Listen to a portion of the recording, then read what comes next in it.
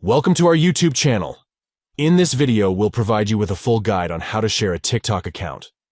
Whether you want to share your favorite TikTok account with a friend or promote your own account, this guide has got you covered. Let's jump into the step-by-step process. Step 1. Open the TikTok app on your device. Step 2. Go to the accounts page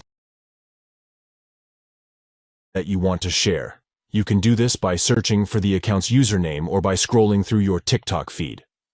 Once you're on the accounts page, look for the arrow icon located in the top right corner of the screen.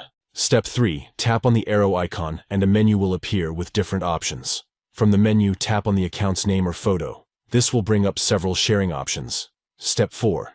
If you couldn't find the account you want to share in the viewed options, tap on More.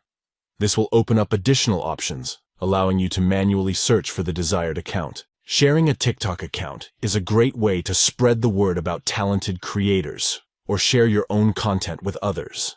Whether it's through direct messages, social media platforms, or other communication channels, the process is simple and straightforward. Thank you for watching, and enjoy sharing the amazing world of TikTok with others.